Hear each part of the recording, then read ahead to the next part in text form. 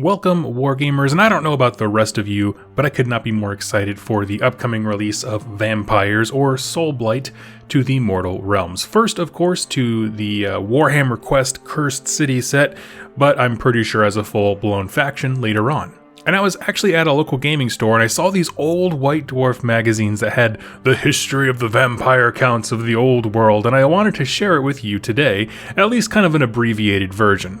I don't dip my toe too much into old world stuff because there's a lot of trouble to source the actual lore material, but this is one that was right in front of me and I was like, oh, this is just rad. I'm so excited, let's jump into it.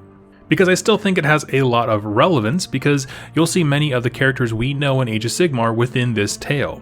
If you've never had any interaction with Warhammer Fantasy Battles, I think you'll be surprised how they all have this little twisted web and they show up in each other's stories, and so let's jump in.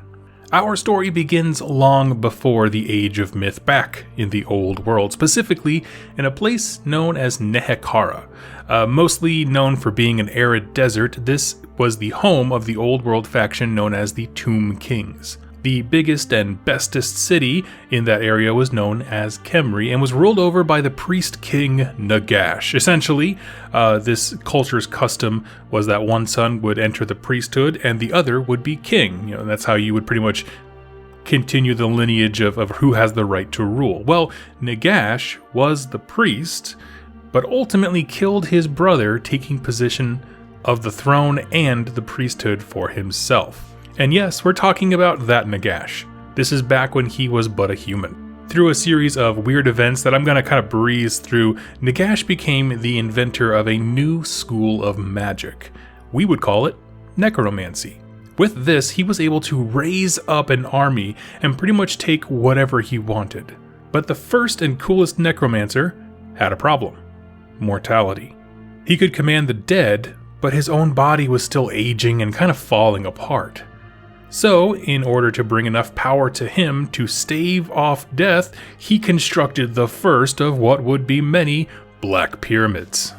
The other cities within Nehekara feared Nagash and his power, and they were really dubious of his longevity, and so they lashed out.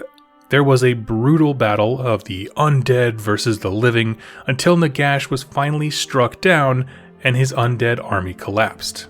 Now, immediately afterwards, there was a big raid on the Black Pyramid to destroy all the dark arts of Nagash, right? Taking away artifacts, potions, everything, all the research that he did. They're like, let's purge this place. Well, one of the many people in that initial raid or pillaging was a young woman named Neferata, who was the queen of a city called Lamia. In particular, she was drawn to one of these 9 books of Nagash. If you've seen the model of Nagash where he has the books flying around and you're like, what are those? Those are the books of Nagash. Basically, they're repositories for all of his magical research and studies and arcane knowledge. She took it with good intent, understanding that the magic would help kind of undo some of the damage caused by Nagash, because quite frankly, I'm going to reiterate this fact later on, there's a whole lot that I have glossed over, and if you are a Vampire Counts and Tomb Kings nerd, you're probably grinding your teeth, I understand, this is for the rest of us. But the more Neferata reads of these books, the more intrigued she becomes. Specifically in Nagash's quest for immortality. Now, after much research and effort, she created an elixir of immortality, and with a prayer, she drank. Now, I want to read this bit right from the old White Dwarf. When I think of what it means to be a vampire, this is quite possibly the coolest description, right? If we're talking about what is Soulblight, this is it. Uttering a prayer to her ancestors, she drank deep of it. For a moment, nothing happened.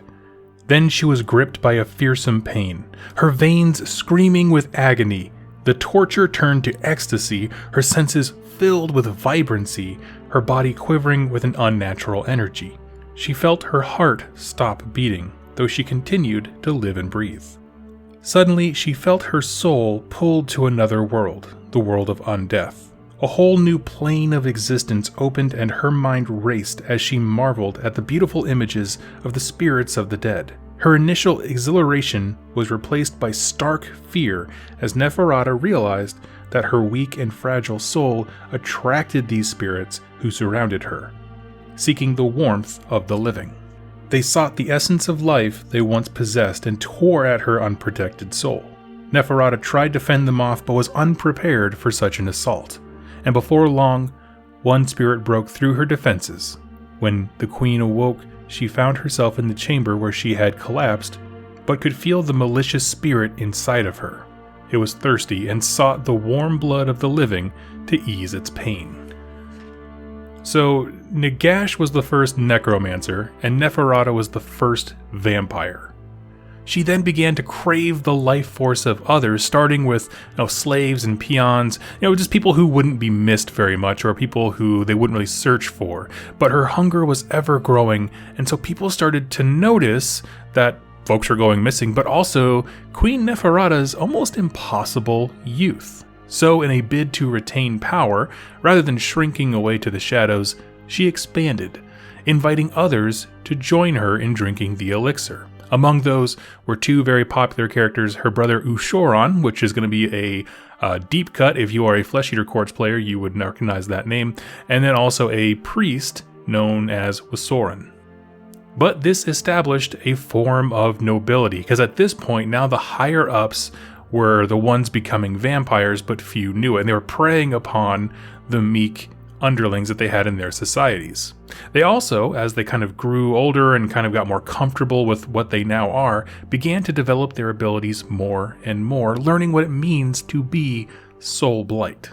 The sun would hurt them immensely, but they had this ability to command the sands of the desert and create shades for themselves.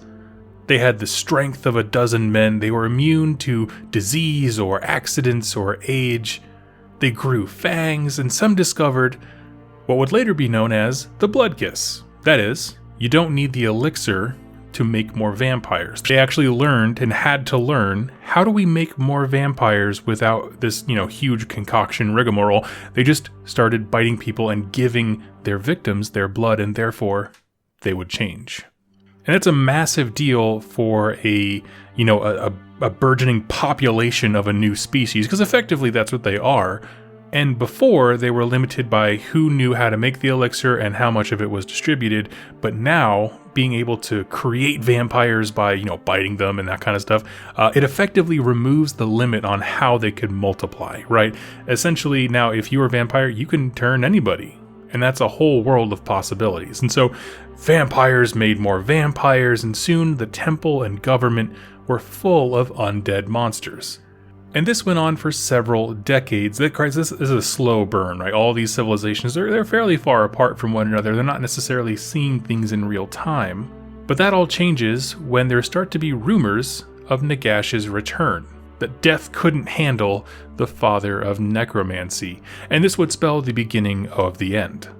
It's not that Neferata was against Nagash at all. In fact, they wanted to welcome him in and show him what his work had created, right? Like, oh, wait, and I found out how to make this elixir from your books. Check it out. It's the coolest thing. We got this whole city on lockdown. Like, they were welcoming him.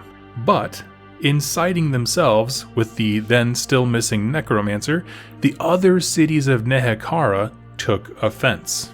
And at this point, all the real vampires tend to be around Neferata's city. So like everybody else is still like, what are you thinking? Right? They're looking at Neferata, inviting him back and being like, what is wrong with you? We went through so much effort to purge him. So basically, the rumors of Nagash coming back and her response to that put all the eyes of Nehekhara on Lamia. And that's not good. You don't want eyes on your business. So this whole territory raises up yet another army and assaults Lamia, Neferata's home, putting all that she had created to the torch. Now, this is a huge deal. Like, this siege went on for several days. Many vampires died in the days of combat that followed. The oldest or stronger ones made it out and fled. Some ran to Nagash, who was back and was assembling an army again. Others just kept moving, looking for dark, kind of secluded climates. Now, I'm going to yada just a tiny bit because there's a lot of characters in this story, but I don't want to get bogged down in them. Really, what I wanted to get at is this initial shattering of Neferata's court is what spread vampirism out. Some lived among orc hordes and fed off of them. Others were humans that would later be the Empire, and they all separated and began making their own little covens. each of them blamed the others for the fall of Lamia, fighting hard enough or being too arrogant and that kind of stuff. And so those original vampires separated. And this is the seeds of what would later be known as the different bloodlines. These vampires made more, which made more, all growing into a sort of family tree of murder and mayhem. Now, I have tons to talk about here, these origins and these characters and more. I love it, and we're going to tackle that right after a quick word from today's sponsor. Hey Wargamers, I want to introduce you to a sweet game called Rune Lords. This is an awesome tabletop strategy game that allows you to use any models that you own to create epic skirmish battles. In Rune Lords, players take control of mighty heroes and lowly grunts, and they use a variety of tactics to sabotage their opponents. Everything from the sword and shield, bow and arrow, magic, traps, poisons, toxins, all kinds of cool stuff. To put it bluntly, to a lot of the people who watch my channel, think of it as a cross between Warhammer Underworlds and Warcry, where you have the clarity of movement when it comes to the moving through hexes and things like that, with the myriad of status effects that can be found in, say, Underworlds, applied to a skirmish level combat system with a lot of open world to move around in and terrain to use to your advantage, like you have in Warcry. Now, one of the things I love about this game, not only can you use whatever models you have, but it also comes with a dedicated single-player mode. Now, I don't mean a mode like some kind of add-on or something like that, expansions for existing two-player games, but what I mean by a dedicated solo play mode is that all the characters and types of units in this game have behaviors, preferred enemies that they want to target, and ways that they conduct themselves to make every gaming experience unique. The awesome folks at Red Gin Studios sent me a copy, and I was actually able to play it right here on my table, or actually my desk, with my Untamed Beast and Iron Golems from my Warcry set, and I had an absolute blast. Probably the best part was laying traps on the bridge, because I know there's going to funnel enemies and that kind of stuff, because I had a disadvantage with fewer models. So if you are interested at all, go ahead and check out the description down below. You'll see the link to their Kickstarter. It's a very cheap, simple game to bring to life models you already own. With that out of the way, let's get back to the episode. Okay, so that story is totally rad, and if you're a Warhammer Fantasy Battle player or Vampire Can't Found, like I said, you understand that I greatly simplified the story. I know I missed parts and characters, I understand. I'm trying to distill this down for someone who's never heard it before. But I'm painting these broad strokes because I wanted to address the core of the story, right? Nagash was the first necromancer. A diluted version of his work for immortality was used by Neferata. And the arrogance and short-sightedness of both of them gave birth to a new predatory race in the old worlds, and now, of course, the mortal realms, the Soulblight. Necromancy forever changed the setting because now wars of attrition took on a whole new meaning. Every graveyard was an army in waiting. Every dead family member could potentially come back to kill you.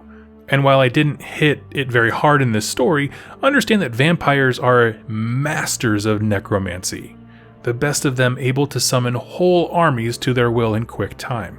They are brutal, savage, and incredibly hard to kill. When that's combined, you have a race of monsters that's able to out-attrition darn near most anything.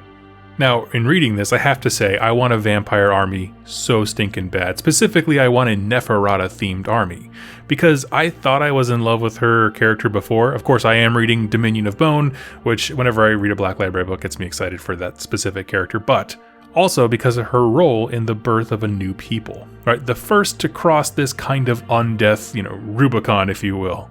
And I love her thought process, right? I want immortality, but I'm vulnerable all by myself, and so she created a court of sorts. Now here's the thing about Neferata, she's a queen. She's been in politics her whole human life.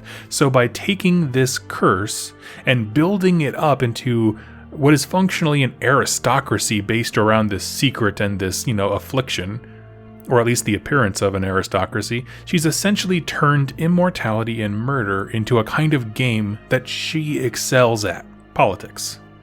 And that's a skill or a trait that she would hone for millennia, because if you look at something like Nagash or Manfred, they don't have the same sort of political atmosphere, the aristocracy around them, but Neferata manufactured it because she's like an alpha predator in that arena just as much now as she is in the physical sense of being a vampire and hunting prey.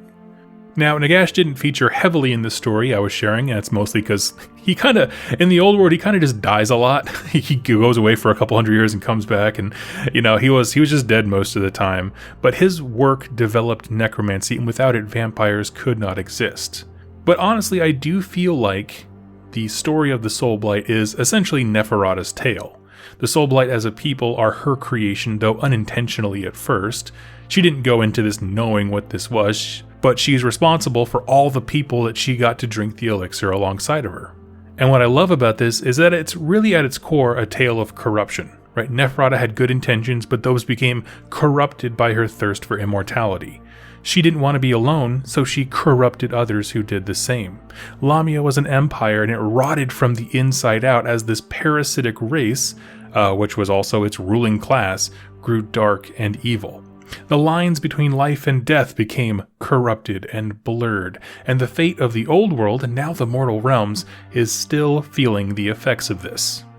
I'd love to hear your thoughts on the vampire lore. I know these are really old magazines that I got this source material out of, and that there are several novels that came out set in the old world that really flesh it out much more. Like, again, I did broad strokes, but the actual story aspects of those are really quite cool, and I didn't even touch on, like, how the vampires got to Sylvania and how we got Manfred later on, that kind of stuff. This is the true origin story.